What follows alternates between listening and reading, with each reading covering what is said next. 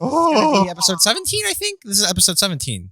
This is I don't know, because this week you have not released an episode yet. I know. And so, how would I know? Let me count. How would I know?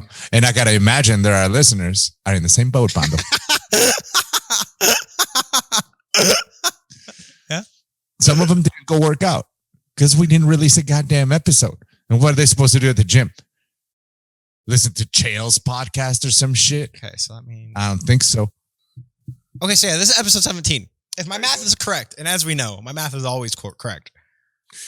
Yeah. So welcome everyone to episode 17 of Children of the Beast. You should never talk about the prowess or lack of prowess on your math and then just have a 2-digit number. We're coming in hot, episode 17. Children of the Beast. Hello, it's me, Andrew, here with my laughing brother, Carlos. Welcome to the pod, everyone. Welcome. It's good to be here. It's good to be here, agreed. And by here, I mean my house and your house, respectively. Because once again, the Rona. Yeah, man. Yeah, it's the times we're living in. Again, not that neither of us have it, hopefully. Well, I guess me, right? Me. That's why I'm separating myself. And that's the thing is that, like, I cannot take any chances just because Michael's doing so well. Sure. There's no fucking way. It just doesn't, I mean, listen, it could happen this morning when I had to go to Home Depot to get a valve, but I'm not a fucking mass denier. I'm not a science denier. And more than that, and this is what we need as a society, don't be a denier of the shit you know that you don't know. Yeah. Too many people are like on the inside, they feel one way. But when they're having a conversation, it's like they cannot be honest about the fact that they don't know what they don't know. And it's so crazy because people make financial decisions that are horrible, health decisions that are horrible, personal, like relationship decisions that are horrible, just because you can't say.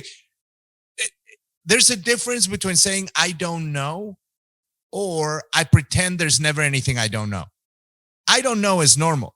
I pretend there's nothing I don't know is a fucking problem for you and for everybody around you. Like, so that's you out. that's just all I want. I mean, it's the same with the voter fraud and all that. Like, you don't know. Am I discounting? No, of course not. I was alive when Bush stole the election and 9/11 saved them from the scrutiny. Okay, so I'm not fucking discounting that that's a possibility. But what I am saying is, you bitching like the side you criticize. And they do the same thing.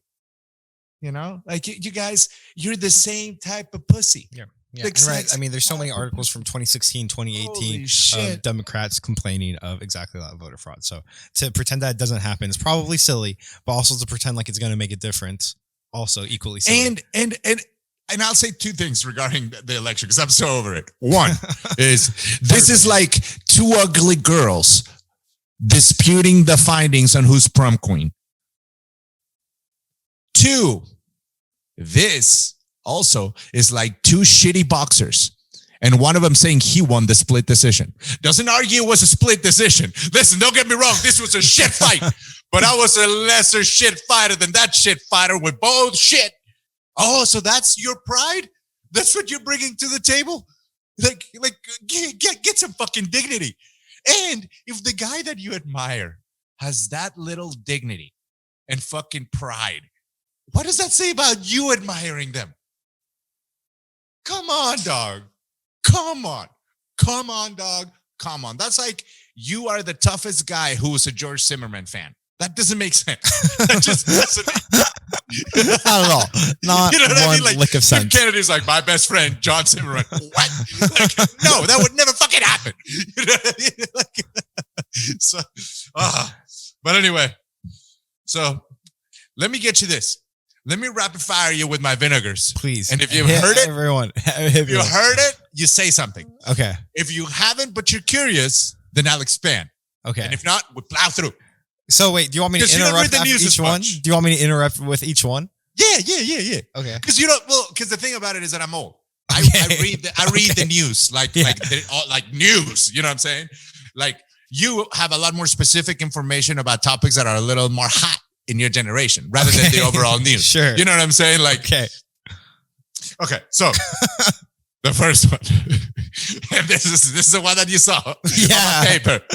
So Candace Owens and Ben Shapiro. Yeah, I heard about this. I know about this. Let's get into it. This is my so eye great. with the tweeters, of course. I'm not a fan. I'm not pro or against. You know, I like the Candace is going against the grain, what's expected of her. I do think that she teeters on being a Auntie Tom a little bit, you know, but whatever. That's her prerogative, and it's making her some money, and it's a brand. So I see her thing. It's definitely making her money.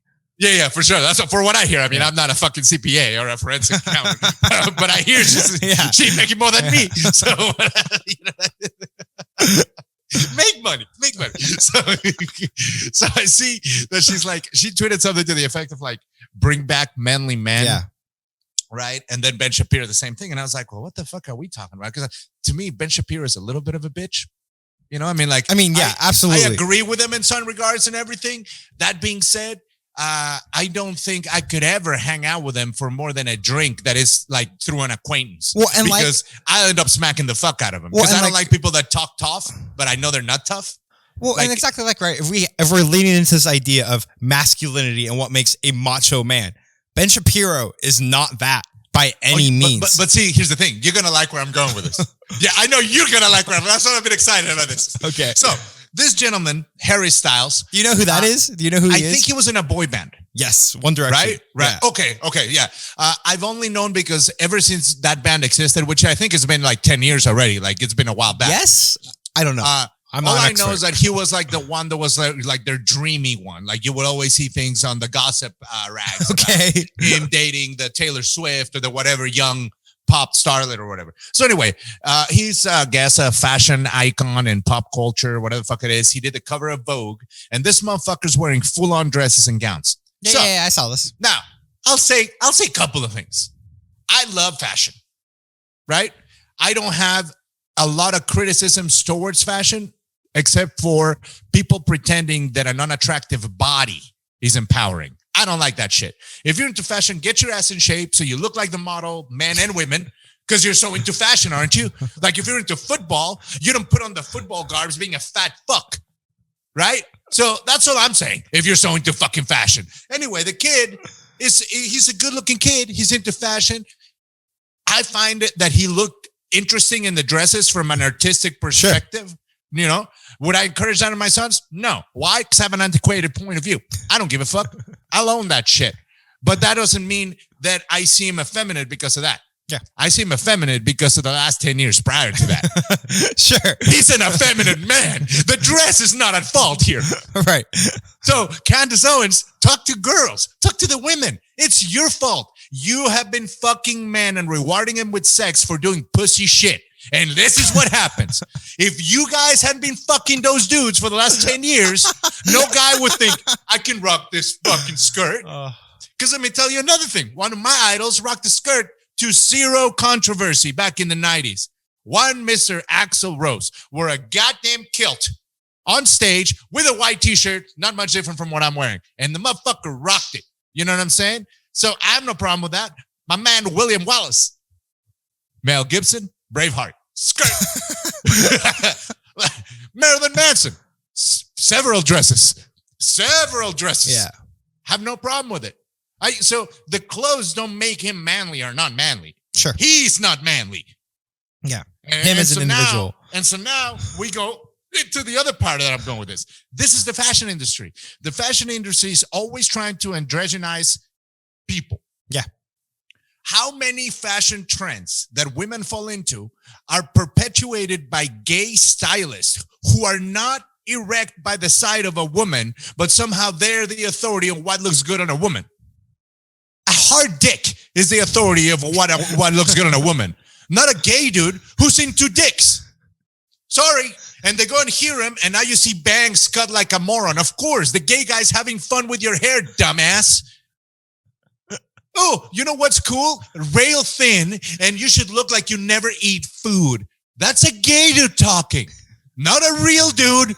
Real dude's like, you know what? A lot of real dudes like a plumper girl. As a matter of fact, the rail thin shit, that's gay dudes convincing low fucking self-esteem having model girls to not eat. Also, perpetuating cocaine use, which I celebrate. So do you. It's going a lot of. But what I'm angles. saying is that we're getting our cues from the wrong people. That's all. Yeah. You know what I'm saying? Yeah. Like we're getting the cues from the wrong people. Now, I disagree with fat girls. I do. I like a curvy girl that's in shape, you know? And I also like skinny girls, like thin girls. I'm attracted to that. I still like an ass. I like boobs, but but I do think that the curvy thing has given way to us not saying someone's fat. And a lot of times a guy will take a fat girl because he's not willing to fucking get thinner himself. So he figures, well, this is what I'm bringing to the table. That's what I got to put up with, which is not healthy, my man. Ladies and gentlemen, that shit is not healthy. So to Candace Owens, to Ben Shapiro, and to all of them, I say, it's not the clothes. So you're saying, I feel like what you're saying is like they're directionally correct, but like specifically they're wrong. They chose the wrong example and they chose to criticize the wrong part of that person. Okay, but directionally, they're on the right path. I do think that directionally they're on the right path for several reasons. I mean, I've told you this before as my brother, and I've said it to younger people, and I say it to anybody until somebody can have a decent argument against it, which has never happened. A woman want a real man. They want a real man, but you know what's a good close second? A malleable pussy. They'll settle for a malleable pussy because it's convenient. And because some of the guys that they're attracted to, they're too much work because they're the guy that they're attracted to. So you're not just going to tell that motherfucker what's what all the time and dress him and tell him to take your picture 19 fucking times so that you can still apply 22 filters to it. That guy's going to tell you to fuck off. Or he's going to find a girl who's cool. It's not pestering like a woodpecker all the fucking time. So that's what's up with that. Okay, move on to your next item of vinegar. All right. On to happier news. We already hit the liberals and conservatives being the same. Before I get to happier news, I got to stay in this a little bit. But North Dakota. What North Dakota do? North Dakota held Sturgis, the motorcycle rally, where about 300,000 people descend near Mount Rushmore in North Dakota and Sturgis. This was earlier in the year. I believe it's around March or April. Not sure. Okay. But of course, at the time, the numbers there hadn't really gotten out of control because it's a little more secluded. It's not as tourist friendly.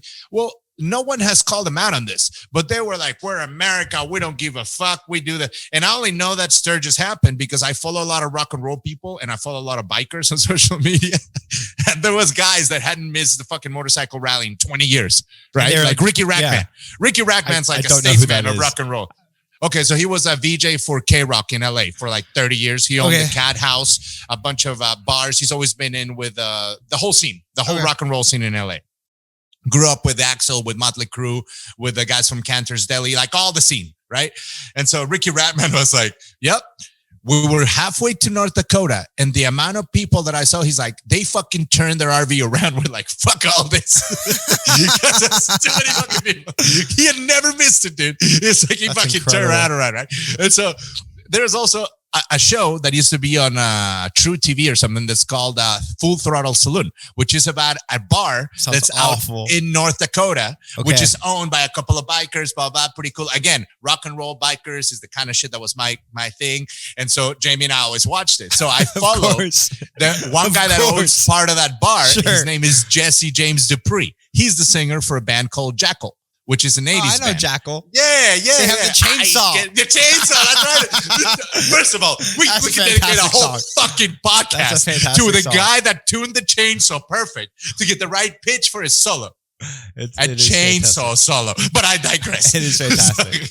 So there was an article in the news this week where a nurse was talking about how people in North Dakota are dying of COVID-19 and they're still denying that they have it as they die. Gotcha. Okay. People that should be FaceTiming their friends and families and saying goodbye are wasting the last breaths on earth, denying that they have the very thing that's killed them. Now, obviously, North Dakota is not a super healthy state. You got a bunch of just rosacea-stricken white people with the diabetes and a shitty fucking information filter that I personally don't feel like we're listening to finest Americans or anything. Sure. But Sure.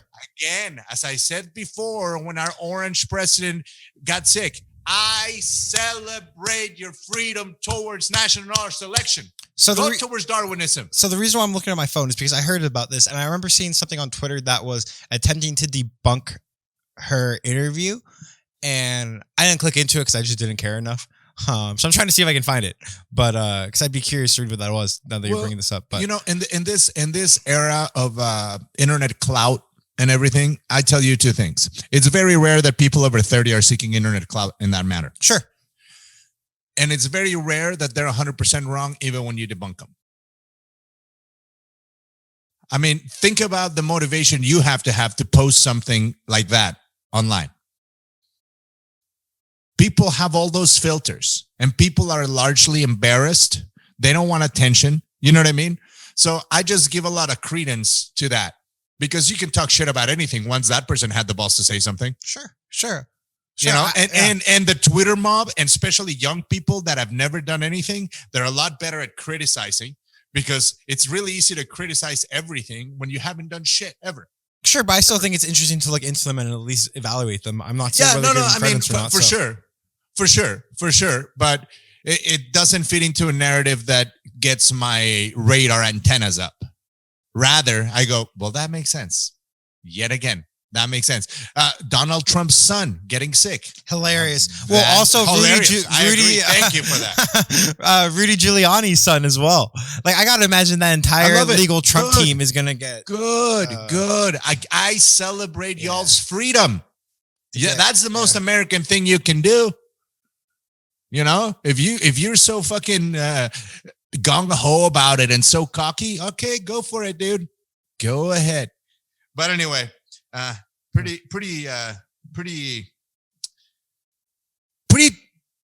standard redneck shit, North Dakota. I'm gonna say it. I'm gonna fucking say I don't give a fuck. Pretty standard redneck shit. And I celebrate you in your hospital beds, still complaining, and I hope that you go to a heaven full of orange people. Okay, fuck you. All right, so now I can move to the happy parts. That was the vinegar part. The rest is just coming. Oh, okay, good. All right, Anderson Silva. Free agent. Where is he going to go? Where is he going to go? I don't care. I'll watch, because that's still Anderson, dude. You know, if he goes to Bellator, I think he can wreck shop in Bellator. He could go to 205 in Bellator. And are you telling me Anderson Silva doesn't beat Ryan Bader? I would love to see Anderson Silva and Gegard Mousasi fight. Great matchup. That's what I'm saying. Or let's see, maybe Anderson wants to come to the dark side, Anderson. You know what I'm going to say. Say it. You know what I'm going to say. Bare knuckle, baby. Yeah. Come to the dark side. Anderson, you know you want some of the smoke. Not from me, because I have no smoke for you, but the smoke that other men had with no gloves on. Think about it, dude. You don't have to worry about your knee. You had the bum knee that one time. No more worries about knees. Come on. Or do the league that Barnett did in Poland. With the elbows. And the clenching. Well, I know that's just a Polish MMA promotion that did a bare knuckle fight. That's KSW. That was just a one-off thing. I don't know if it's a one-off. They may do it multiple. They may have done it in the past. I'm not sure, but I know that's just a straight like Polish MMA promotion. Gotcha. Or Eastern European, maybe not Polish. I think it is Polish though. I think it is Polish. I know it's KSW. So with Giuliani, before we move on from Giuliani, because that ties into where we started with the manly man and all that shit, right? His sweat. Yes. First of all, the internet wins. The internet wins. I love how people said that was his dark soul seeping through. Yes, definitely. I had this conversation with my wife, because this has been coming up a lot, and then with the Harry Styles thing, it came up a lot and everything. Which is this: Jamie. Like, my wife grew up as a hairstylist, right? Her father had hair salons. So she has a different point of view on this stuff, where I look down on men playing down their age through only cosmetic trickery. Sure.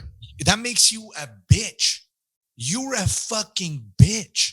Get up, run, work out, fucking take some supplements so you can still fuck your wife. But when you get on that testosterone, like the president, and the first thing on your agenda is putting on fucking bronzer on your face, I need to know how red-blooded Americans that are manly men, can fucking celebrate a guy that changes the color of his face. I thought you were a proud white man. I mean, and then you're changing your whiteness because you're not proud of it. And your fucking hair needs a hair dryer to accomplish his style. That's not a man.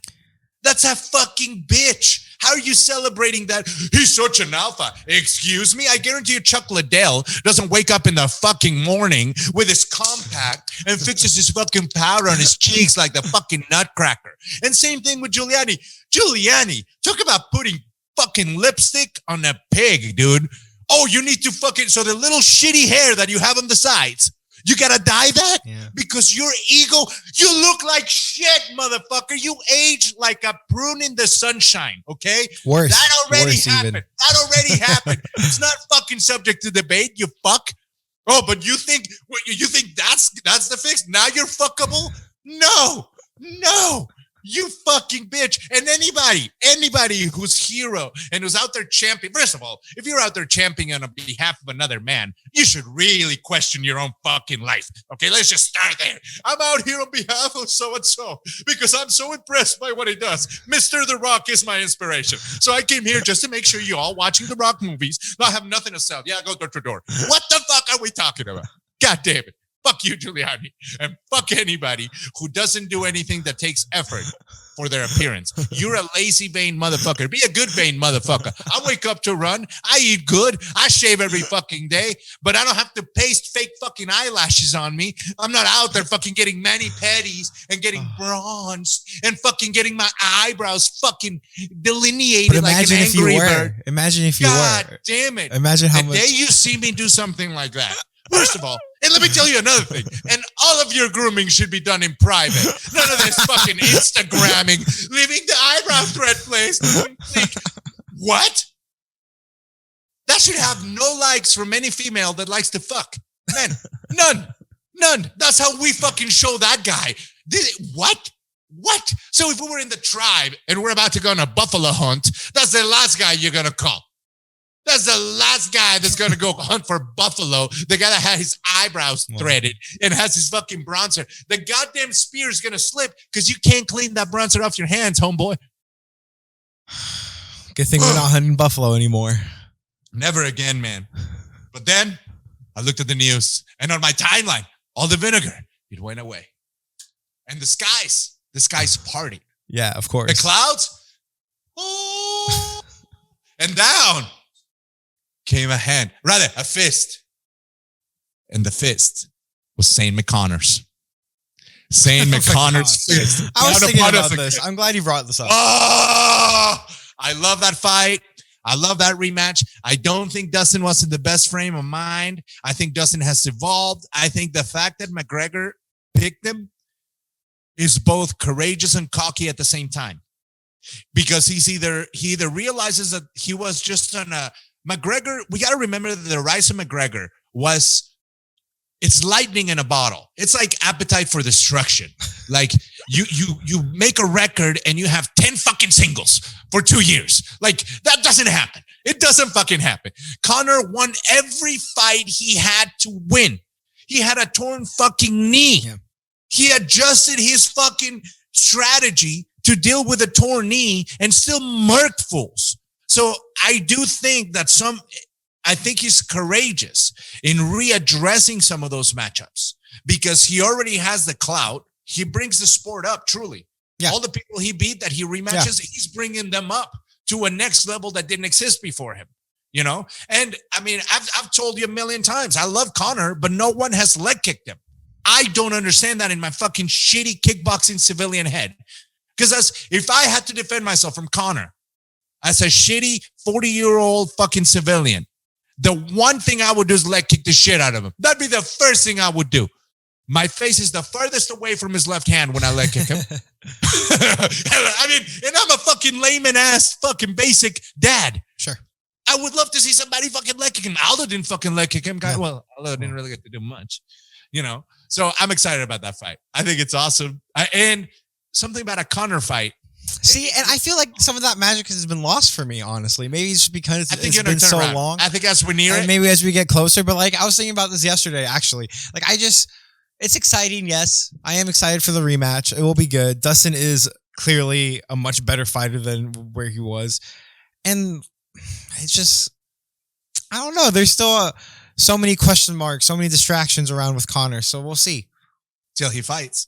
Yeah. And then we're always like, God damn, I can't believe that dude can do all that shit at the same time as he did it. Yeah, no, for sure. Definitely. Also, I think it's a good fight to bet on because Dustin's going to be a dog no matter what. So I don't bet very often, but I think that's one. Right, but like, I may put $100 on Dustin. Want to bet against Conor McGregor though? Because of just the circumstances. I don't know. It's like I would have never bet against Holly Holm with Misha, but Vegas Dave made a ton of money with Misha. Problem is, for 4 rounds and 4.5 minutes of that fight, Vegas Dave knew he was going to lose. Imagine what he won. Nothing's that's gotta be like a. I guess. So I think I might do it. But I'm excited, as you can see. I'm in. Yeah, man. So then we got Hall and Weidman. I'm actually excited. I think it's awesome for Uriah Hall. I think it's a good matchup for both. But so I'm excited. You're saying Uriah Hall, Chris Weidman. Yeah, Uriah Hall and Chris Weidman. I like that matchup. I think it's a good one. I'm excited for it. And so that was the good news with that. Then Mike motherfucking Perry. Let's talk about watch the fights last night. Yeah, let's talk about it. It was a good card. I enjoyed it. Did you watch it? Yeah, I watched it. I watched half of it this morning, the other half last night. Okay. I had a long day yesterday. I fell asleep right after Mike Perry last night. Gotcha. And unbelievable. I mean, the prelims were great. Mike Perry's ability, he's just a dog. That dude is just a fucking dog. Yeah. I don't know how he does it. He's not highly skilled. He's not great at anything. But he was in there for fucking 3 rounds. Yeah. I mean, he went out there in the 3rd round trying to win that fight. And he could have. He easily could have. Not easily, but he had a shot at it. One of those guys that, like, I know this is before your time, but he reminds me a lot of Phil Baroni. Yeah. Phil Baroni was like that, and the worst thing is that I hope Mike is making a lot of money because, Phil's last couple of years haven't been great in general. There's a lot of reports that he deals with a lot of issues, with substance abuse and things like that. I know he's had very similar issues to Mike Perry, domestic dispute issue, all the issues that come along with spiraling out of control type of existence. Mike Perry seems to be doing. Let's just be real. Which Mike Perry seems to be doing. So I don't know, man, but I do find him interesting. He's such a fucking character. I look forward to his interviews. I cringe every time I see him do a post. I cannot believe that he uses the N-word just because he found out he's like 1% black. Bro, it's incredible. And he has not incredible, not a good way. Let me tell you, not stabbed by somebody. That's amazing. So that was crazy. The fact that his not even this isn't even the first time he's done this, but with a second lady, a young lady who is now pregnant as his corner woman. And let me tell you, she was telling him to go to Tim Mean's body. She was right. He should have been going to his body. But for all intents and purposes, if you're going to date Mike Perry, you're going to watch him every minute of training. You got to be there. Mike Perry requires you to admire him all the time. And you have to supervise him because he's either going to fight somebody or fuck somebody else. Because that's what Mike Perry going to do. Yeah. So, and let's give some respect. It behooves you to be there to keep him out of jail and to be dealing with another bitch. And let's give some respect to the dirty bird himself, Tim Means. Come on. That jab. So he's beautiful. Good. So technical. He's good. But I think, again, it's another testament to Mike Perry. Hopefully Tim Means realizes if you can't fucking put Mike Perry away, you gotta do some more work. Yeah, definitely. To get to the top. And listen, obviously respect as a fighter and everything, but let's be honest. That's Mike Perry. Mike Perry's not even top 15. Yeah. So you need to, obviously there's some shit you need to do there, because at the very least, maybe you don't respond well to chaotic hyper-aggression. Some motherfuckers can turn that on. And some motherfuckers have that kind of chaotic hyper-aggression with a lot of technique, like a Thiago Alves or a Vitor Belfort or somebody like Chito Vera.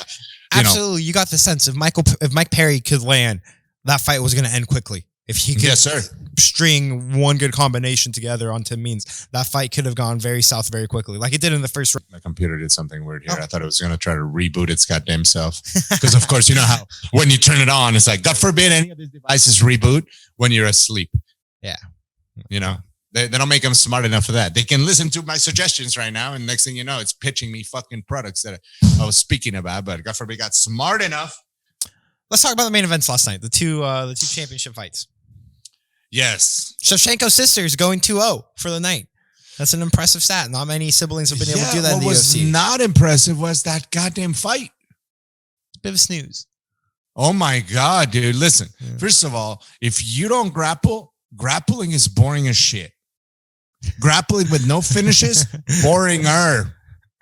Female grappling in MMA with 0 finishes or risk of finishing, the boringest. The boringest.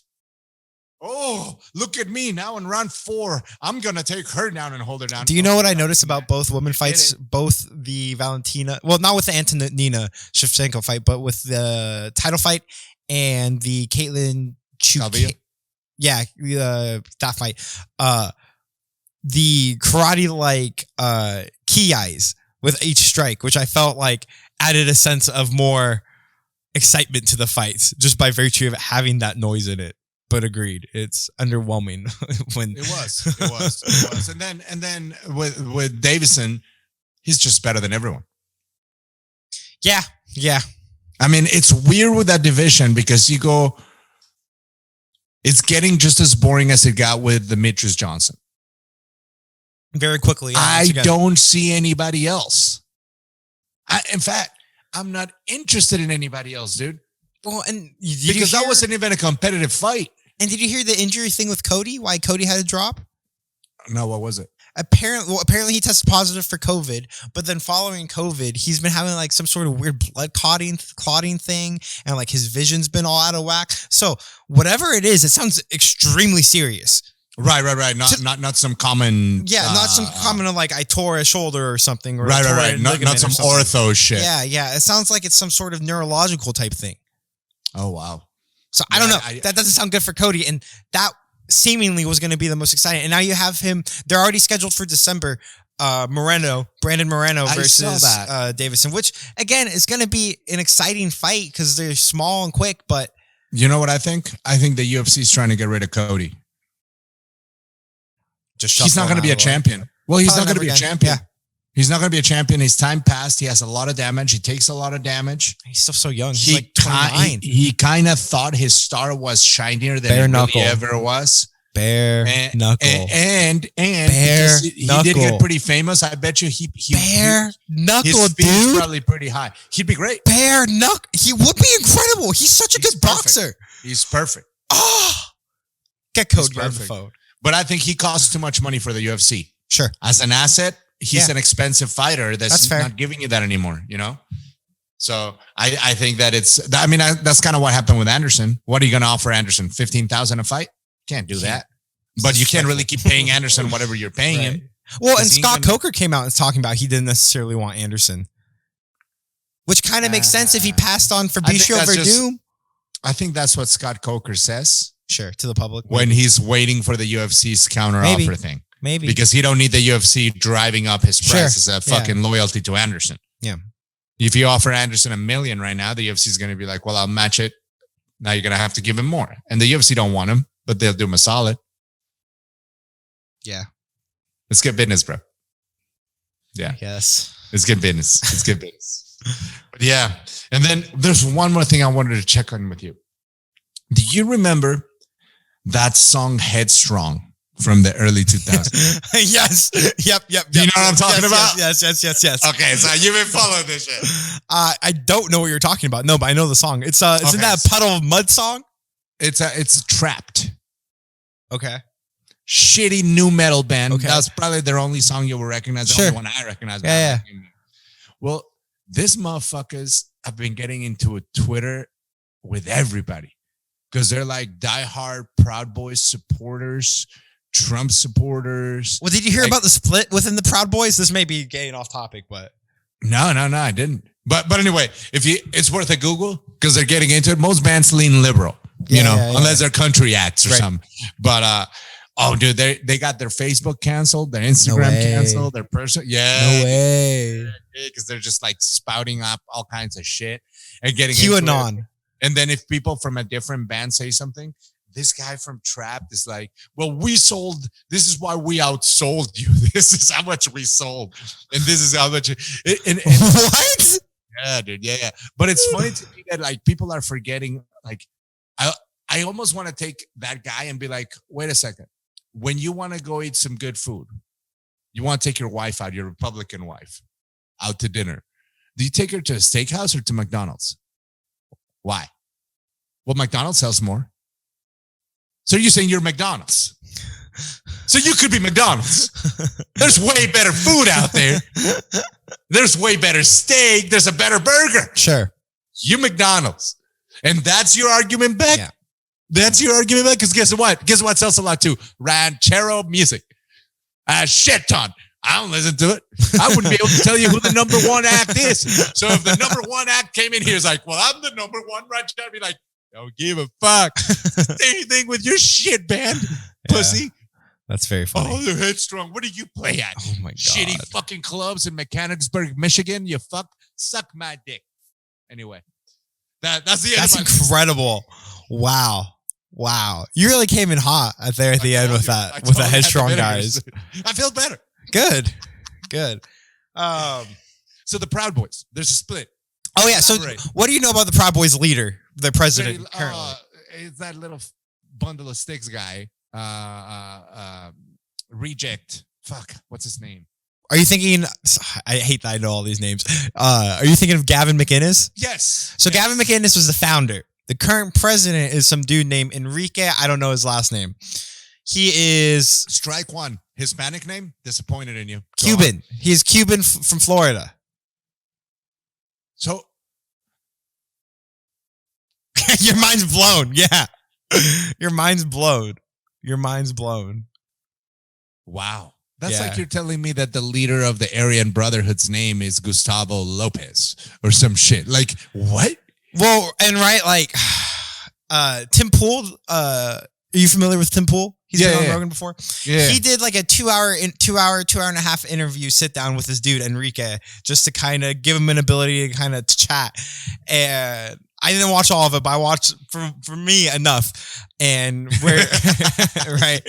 And I know what you mean. Yeah, where this guy comes from, he doesn't talk about how like the Proud Boys are a racist organization. They're an American organization. They're a nationalist organization. They're into this idea of Western civilization, whatever that may mean to you. But the split between the Proud Boys, and this is coming from some Antifa Twitter account, some Portland Antifa Twitter account that has been infiltrated the Proud Boys messaging group.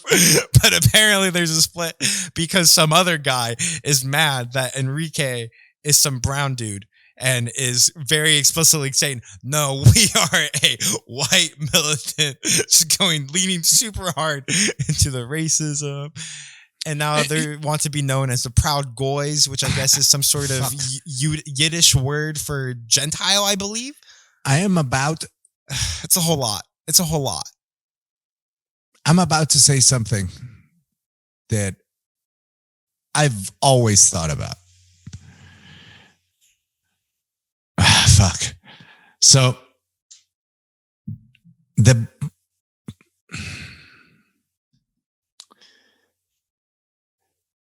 full delineation of whites only organizations are a huge double-edged sword for me. I feel that as a society, we're better off with them not letting other races in. I disagree with all of their messages. Sure. But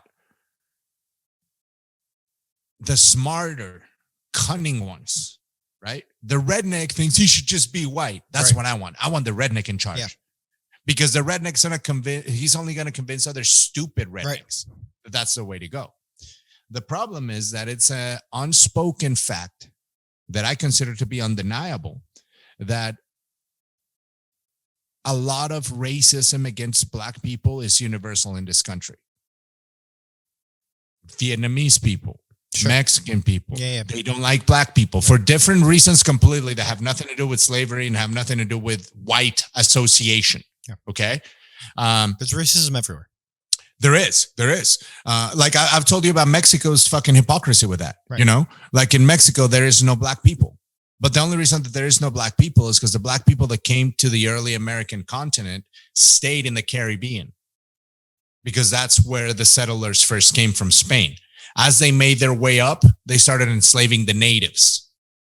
So in Mexico, they showed up and they just enslaved the fucking the native Indian, the Native American, North American Indians that were there, you know. So I never saw a Black person in Mexico City till I was about 12 years old, and he was a student exchange guy that I saw at the basketball court, of course, who came in for like 6 months. But that's the only place in my life in Mexico I'd ever seen a Black guy. Now, if you go to like Cancun or Cabo or Acapulco, well, those are tourist destinations. Sure. You know, then you're going to see Black people. And I used to come here for the summers all the time anyway. So I was always around Black people my entire life. But I do know that to a lot of them, that's not something that they see. And because a lot of them have family that move here and flourish, it's very hard to relate to the public plight represented by the African-American community. It's hard to relate to it because all those other immigrant nationalities are going through they all have chips on their shoulders. Yeah. And when they come here, they have less rights than Black people just because Black people were born here. So you tell an immigrant that had to come here, figure out how to get legal, get paid under the table, less than minimum wage, eventually figures it out, gets a job, and literally pulls themselves up by their bootstraps. You try to tell them that an American that was born here with all the rights, all the access, right? Because the impediment that a lot of the illustrations show from the Black community is that they block knowledge. And they do, and they have, but the access is there. You know, like, and they have phones and they have internet. And so the reality is that it's a matter of re-educating yourself from the education that your environment has bestowed upon you unbeknownst to you. When you're an immigrant, you have to do that. Right. Because it came from there. Yeah. Now you're dropped here. Yeah, well, you better start looking around and seeing how shit works. You know what I mean? Right. And so I consider the amalgamation of those groups into other races a dangerous thing because it serves to alienate Black people further. Sure. Because then you could get the entire melting pot more united against a smaller portion of the fucking melting pot. Right. And that's a huge issue. That's why back when the Trayvon Martin thing happened, I remember I used to talk to you about it a lot, and I'm still alarmed by it because they just glossed over it. Eventually, they were referring to George Zimmerman as a white Hispanic. I would like to know what the definition of that is. Because here's the thing about it. Growing up in Mexico and in Colombia and in anywhere else, there's white people in Mexico too. Sure. I'm considered white in Mexico. Because I'm not fucking full Native American, Native Mexican. Because I have Spanish descendants. Ancestors. Ancestors, excuse me. Because I'm a descendant of Spanish people. Me and you have the same fucking mom. You're white as shit. Your father's side of the family from New Mexico, a ton of Spanish influence there as well, you know.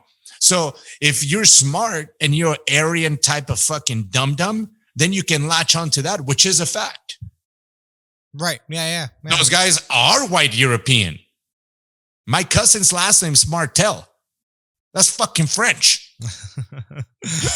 You know what I'm saying? Yeah. And that was in Mexico, dude. Yeah. I know German people. Totally.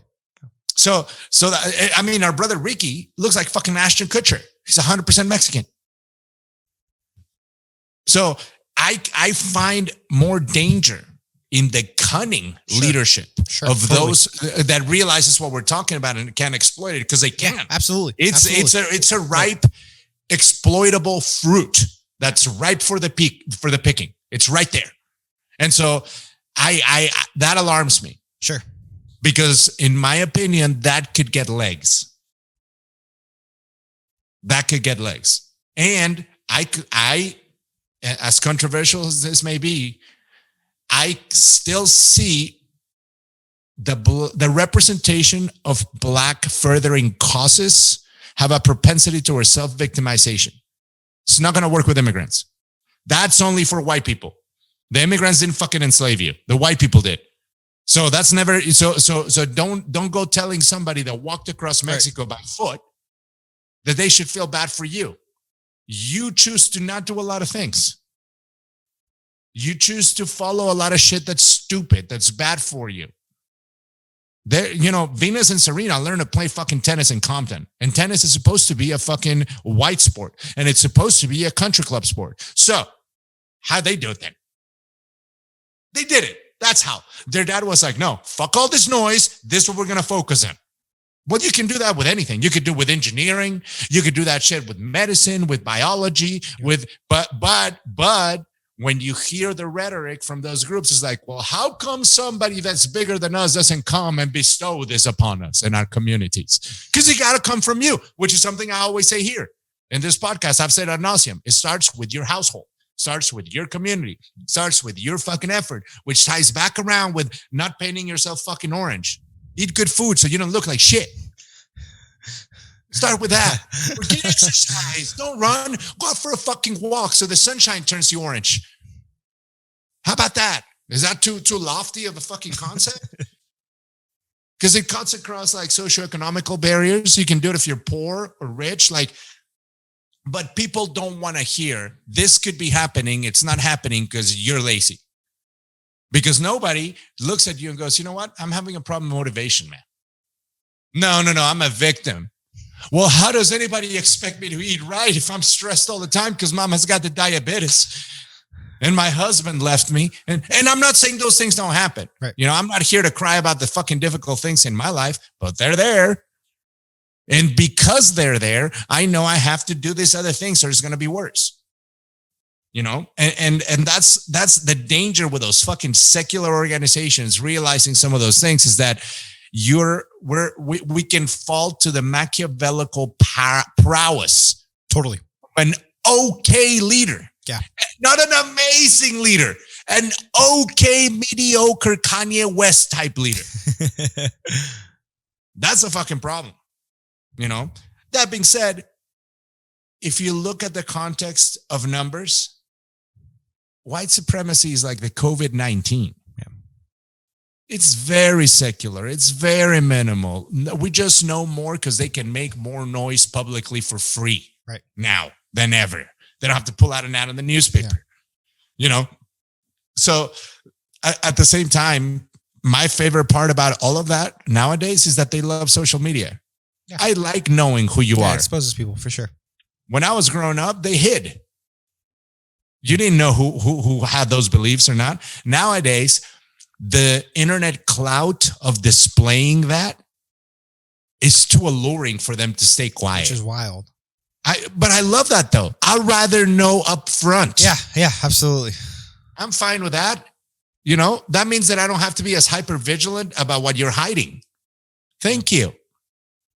Because you know how much more or less it's affected me since social media? It has not changed. Right. Because I'm not involved in any of that shit. So it doesn't fucking matter. You know where they're not at? In successful businesses that I deal with. Because in gambling, you cannot just cater to white people.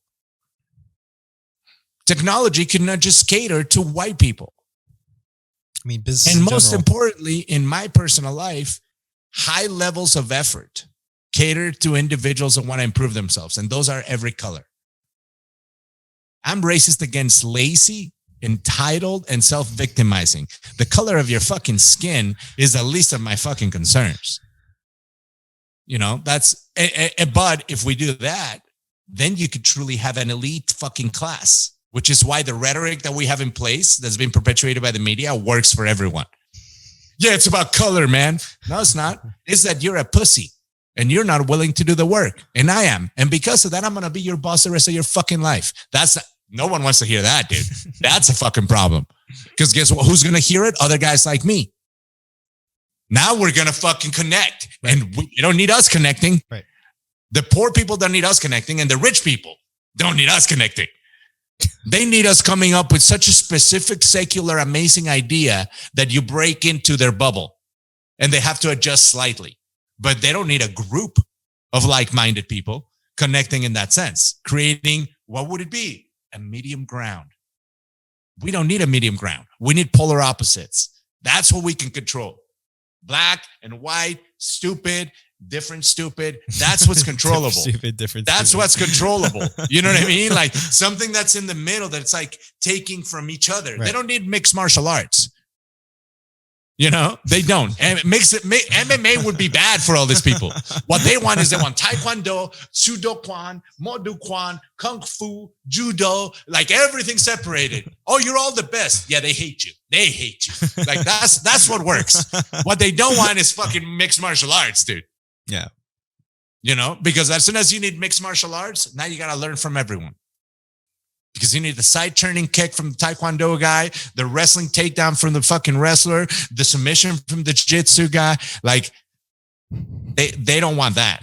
And that, so super long answer to the division of the Proud Boys for any white nationalist organization. That's what I think is the danger with it. Yeah. I don't remember what else I was going to get into after that. That was so long. I thought about this though. a lot. Because it me, dude. Like it worries me. Like the fact that the entire nation glossed over that whole fucking white Hispanic, I was like, no one, no one. Like I hear this, and everybody's like, you know, the news, the weather's, like, a white Hispanic now. I thought my brother Ricky was the only white Hispanic. Turns out. So stupid. You're so dumb. Just how you can be one. Just by apparently doing something like. Yeah. You know what I mean? I guess so. Then I started thinking, like, what should I do so that people will call me a white Hispanic?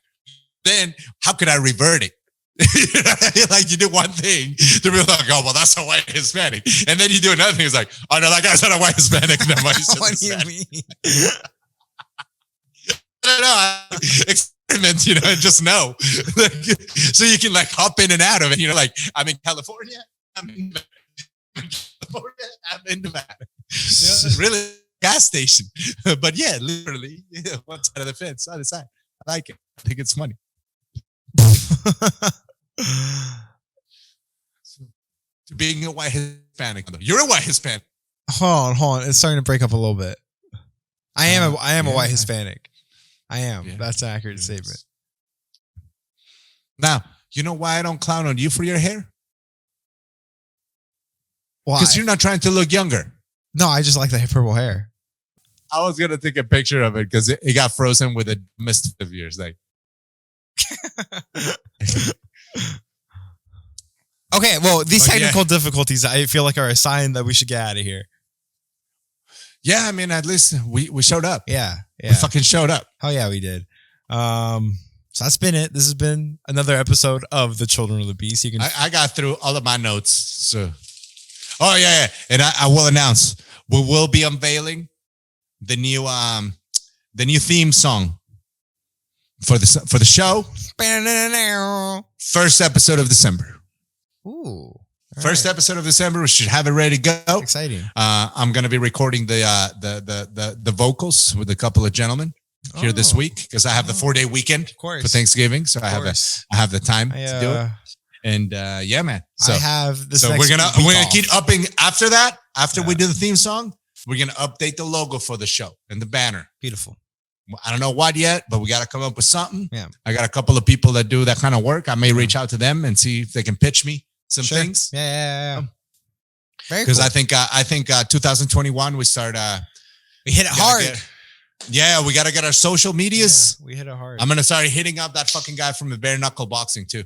We gotta. But that means we also have to get a couple of email accounts that are just for the podcast. Yeah, that's easy to do. So we gotta basically structure the actual podcast as its entity and us as employees of that entity in the way that we can conduct the business. So should we buy a domain?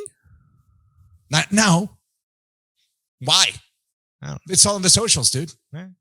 Yeah, I don't think so. I really don't. I mean, the only benefit that I would see from that is that we would have an email at Children of the Beast. That's about the only fucking, but that's still going to cost us like $300 a year. And now you got to have something up there. I don't know how to make a website. I can do that. You can Squarespace it? I can do something. I don't know what, but I can figure it out. Well, then I'm not opposed to it. I mean, if you want to look into it, I honestly, other than, because in my head, it's as simple as like throwing the logo up there and then a episode. Although if we want to start doing some merch, which I am going to be doing next year. And then we could expand to that. Yeah. We could expand to that. So I think at first we got to just start it. Yeah. I mean, yeah. We need to get the domain. We're going to have to at some point. We're going to have to. The answer is yes. Okay. The answer is yes. So I'm going to cut all this out so nobody buys our domain. Yeah, true. Yeah, but also we'll come up with something that, you know. Yeah, you're right. First of all, I'll take that as a fucking huge compliment.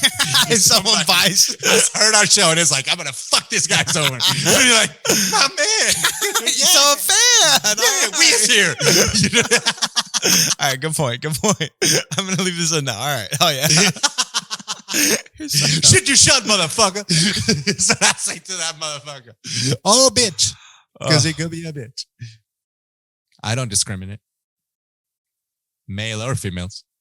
You either motherfucker or you a bitch. Or both. Oh, a bitch both. A bitch ass motherfucker.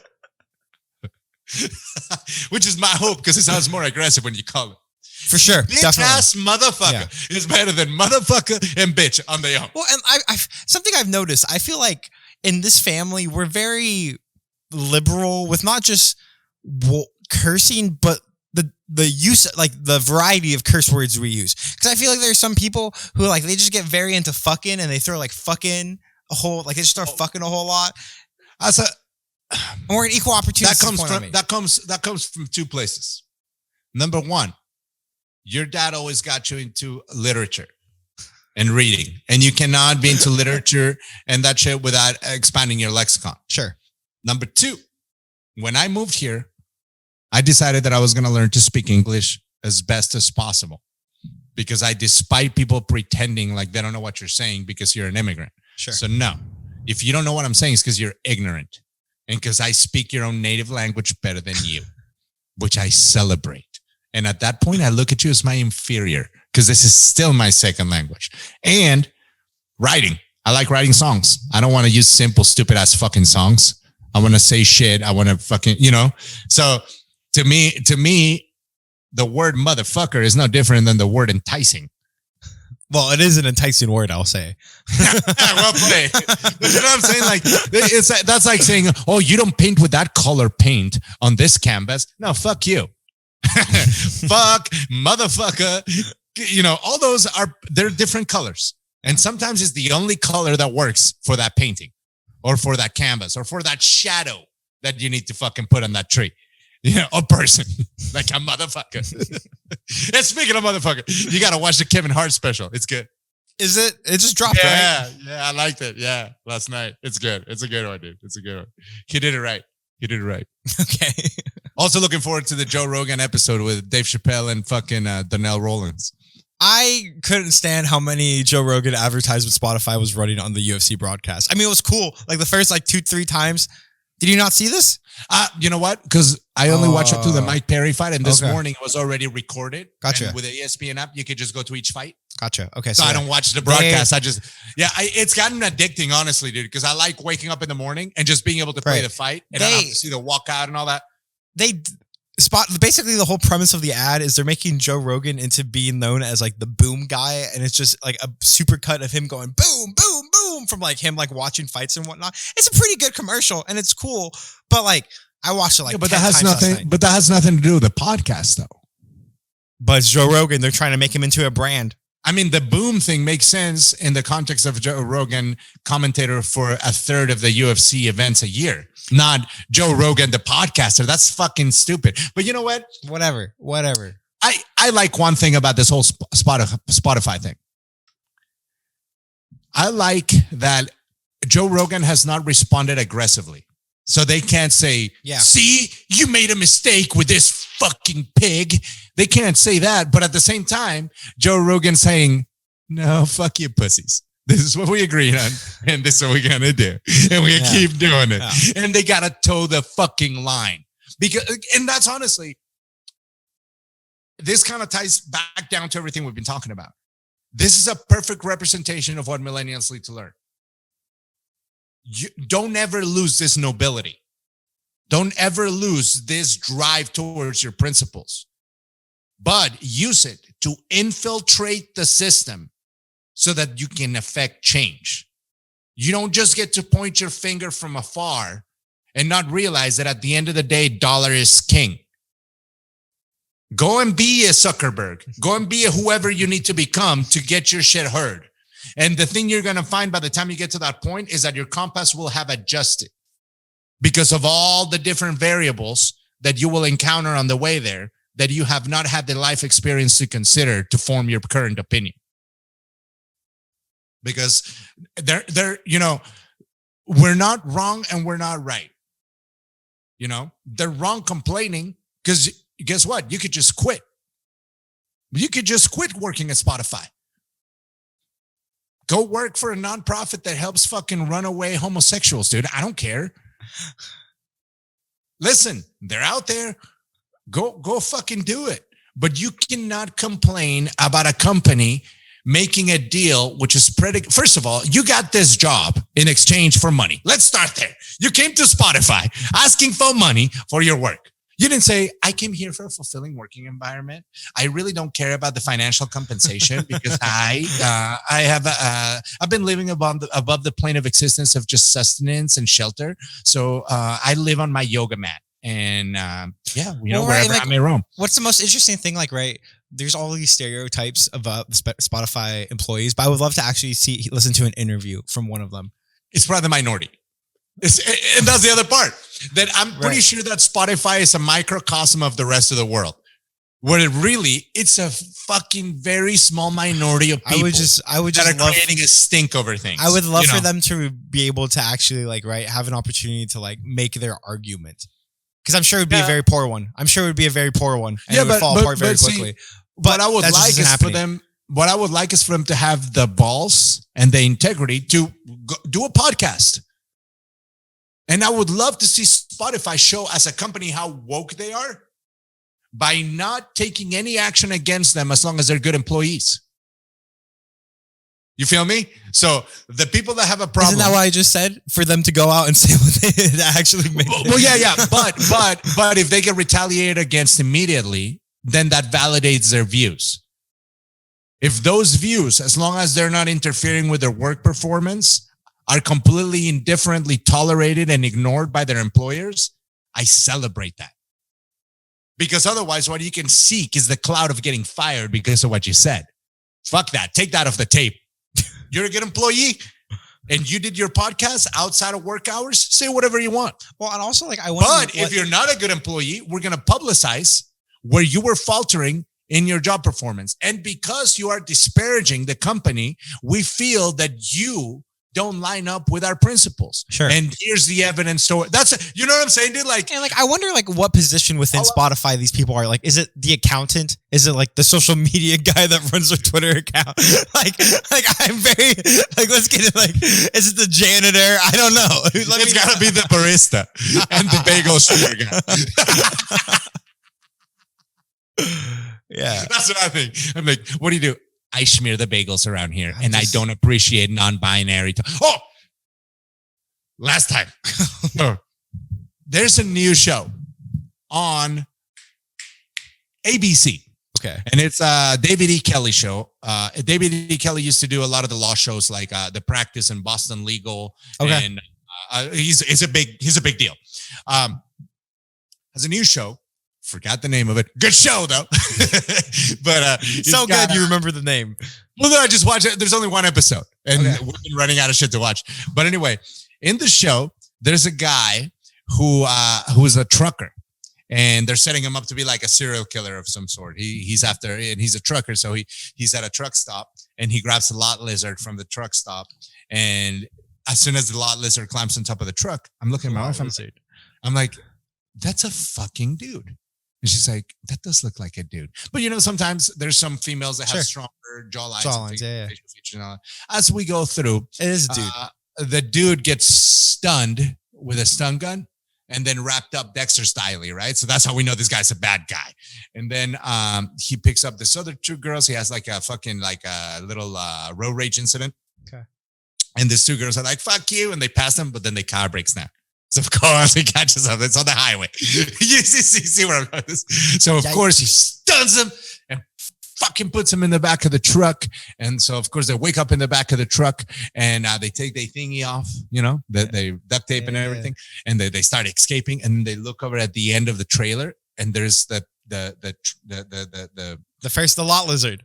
The lot lizard, non-binary. I forget its fucking pronouns. Because I looked it up. No, well, that's all. Listen, and this will tie into this. But anyway, so they already had him or her or whatever. Him. You said it right. Him. Listen. I'm trying not to be inflammatory. I know, so I'm correct. I did not pay attention to them, theirs pronouns. You know what I'm saying? So the girls go and open it, and by then the makeup. It's not the same anymore. The lot lizardness is washed off slightly. And that's just a normal lizard. It's a man. It's a man. It's an effeminate man. You know what I mean? Like, not a manly man, Candace, an effeminate man. And so they open it and they revive it. They give him like a CPR or whatever. Yeah. Then the show continues. And so then my wife, by then she's like, oh, I got to look this motherfucker up.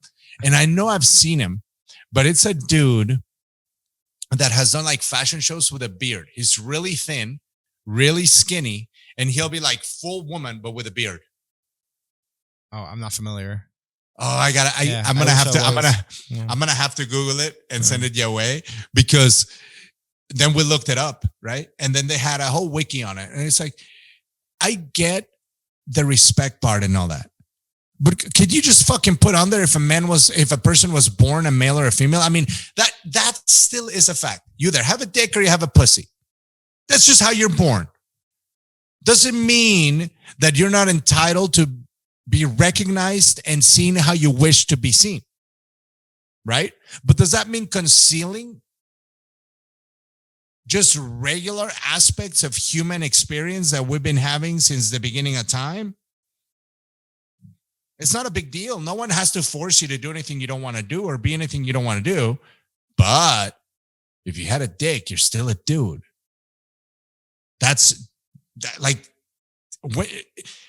We looked up 3 fucking biographies, and the way they were written, it looked like they were written at gunpoint by, like the author had the guy there, like, you will fucking, what? Pronouns. You're asking me what? You asking me what? About what? A human? I don't know. It's terrible. Well, it's terrible. But I will find out who it is, and I'll text you later. Because it's it's interesting. I think the tide is turning. I think that we needed Trumpy to be so extreme. And now a lot of that energy, people don't realize how much of their energy was going into this hate monger, because he is. Definitely. But you're still carrying that energy inside. Yeah. I reckon you should be cautious, because that shit's inside you. And as somebody who likes to let his vinegar out, guilty as charged, Your Honor. Full vinegar. I walk in here after that, I don't have that shit in me no more. I'm going to make some tapas with my wife, dude. I'm going to hang out with my kids. Like, this is just a part of the slice of my brain and what it thinks about. How about when that's the whole thing? Can't be good. Can't be good. Watch out. Can't be good for anybody. I always say walk the walk. I don't think you should walk that walk. Definitely not. No, definitely not. You should sprint. Yeah, like you away should from do that. Like, yeah. Some walks you gotta walk, and some of them you just gotta do a 40-yard dash. And by the way, and do not time yourself. We ain't going for records here. Do your dash, move on. Do your dash. That's how I handle my rage. You know, it's like I'm walking, and then I got to get pissed. I do a 40-yard dash. Okay, that's it. Let's walk again. And back to walking, baby. Back to walking. Sometimes I have to do 30 dashes a fucking day. You know, but then there's other days where I don't even have to dash one time. I'm just like, I'm walk all day because I ain't carrying that shit around. But some of y'all motherfuckers are carrying that shit around. Heed this warning. That's it. That was the last. There was something that you reminded me of at the beginning of that, and I completely forgot about it. And it was good. I know it was good, but it's gone. The 40-yard dash? No, it was way at the beginning when you started talking about the show and this person. It's gone. The non-binary folk? Yeah. Was it about non-binaries people? I don't think so. But it was sparked by that. So whatever it was sparked by it. Gun to the head? No. It's gone. It's gone. It's gone. Yeah. I was trying to find out the name of that show, but Hulu is not the most friendly goddamn platform, you know. Especially when I'm changing passwords on you. No, but like you know, like the you want to watch this again type of thing, or have you watched? Like it's not very good, you know. It's a little bad. And there just needs to be like a history section, like a history tab. I was just like, but show me what I've seen. A proper one though, you know, not like a fucking. Yeah, cannot remember it. I will text you later about it because it's worth a good Google. Well, now that we've forgotten everything, let's end the show. That's what we do. Yeah. This is what we do. It is. We start on a track, we lose complete track, show's over. We start on a track, lose complete track, show's over. That's what we do. Yeah. I had an entire shelf of glasses fall on me and break and shatter. Why? Poor design, poor construction design. I assume who put the shelf up? The people that built this house. Oh, really? It was like a shelf that was on the wall already. It was a shelf inside the cabinet that you put like glassware on, and the front peg on one of the sides was apparently loose, and I put a glass on it, and it tilted. And all the glasses fell onto the counter and on the tile around my feet, and somehow I didn't get cut. But I lost like a good 16 glasses. It was a massacre of glass. It was everywhere. I'm still afraid there's glass shards in places I couldn't find and clean up after. You better do a good shop vacuum. I'm living in danger. The floor is not lava. It is glass. It is glass. Well, you know, don't cut your Achilles. Oh my God. I heard they can't fix it. They cannot. I don't believe so. They can't fix that. No, they can't. But yeah, I'm avoiding danger every which way, right? I've had the COVID scare this week. We closed down the preschool for this following week. You did? Yeah. Oh yeah. Shit. It's still don't know the result. I had a coworker test positive, unfortunately. Or didn't test positive. She was with someone who did positive. Like right before the person tested positive. So she has a very known exposure. She was tested a couple of days ago. Her test results should be getting back in later today or possibly tomorrow. My understanding is that she feels fine, no symptoms or anything. So fingers crossed. There's no sickness anywhere. But just out of we were already closed half the week for Thanksgiving anyway. So just out of precaution, we closed down for the entire week. So. Well, shit. Yeah. Well, hopefully you guys. Hopefully there's no COVID. Hopefully there's no COVID in the preschool. I've been staying away from a couple of possible covidial situations that pop up, you know. But covidial, the covidials. Got to stay away from the covidials. But so far, so good. Yeah. I mean, same. You know, we've been so fucking cautious as a Mikey thing anyway. Right. It's just.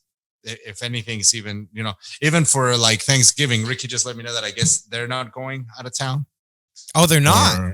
Well, he said that I think Danica's mom is The grandma's super nervous about it. They're afraid of it and everything. So I don't think they want to gamble it. When did you talk to him about this? Because I wonder if your info's more recent. I haven't yet. Oh, okay.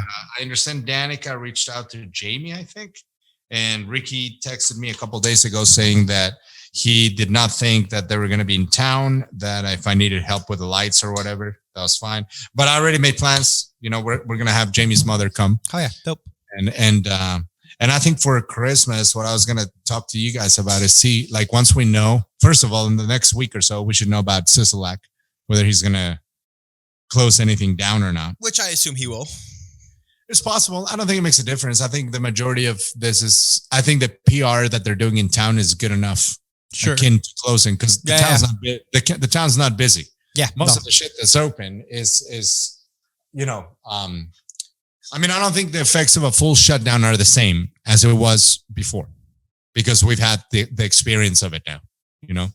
Sure, yeah, businesses are better equipped to provide mobile offerings and whatnot. To keep going. Exactly. Better anyways. But I was thinking for Christmas, the only thing that might work is, like, once we plan it, if we do testing, everybody gets tested and quarantines until they get the test, doesn't see anybody else until we meet for Christmas. Right. So we'd have to get tested like 2 or 3 days before Christmas. Yeah. And nobody leaves, you know? Yeah. That's basically the only way that I can do it, just because Michael's doing great. Right. You know, and it's 1 year. It's already, the year's already fucked. You know, I don't think that like one Christmas is going to be the make it or break it. No, definitely not. Or we could be smart. Right. Yeah. So it's definitely worth it too, for sure. Yeah. And that's the thing is, like, for me, my perspective is that it's worth to get tested so we can spend it together. Yeah. But I also realize that that's something that I need. So it's not convenient for everybody. Right. So I would never just automatically expect people to comply, because that's just not, you know, that's just what we would need in order to do it. So we'll talk. And like, I feel like if anyone isn't okay with that, like, right, it's A, telling, and B, like, okay, sorry. Well, yeah, because I get it any other time of the year, but from the 23rd to the 26th, nobody's doing shit. Sure.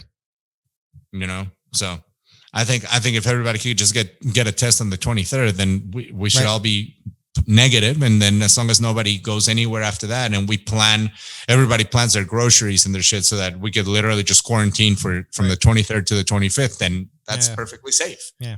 That's doing the most that we could all possibly do. Yeah, absolutely. To still spend Christmas together responsibly and lower an unerasable risk. Yeah. So cool, bro. Right on. All right, let's do this. Episode 17, I think. Maybe it's episode 18. Whatever. We'll figure the fuck out. Numbers is numbers. Numbers is numbers. Children of the Beast. Follow the show on YouTube, Spotify, Apple Podcasts, anywhere where you get the podcasts, or any sort of YouTube video channel show, Children of the Beast podcast. You can find us, leave us a review, subscribe. You can follow Carlos at Wolfchild1980 on Twitter and Instagram. You can follow me at Andrew_the Hut with 2 T's, same places, Twitter, Instagram. And that's it. Bye. Time's up.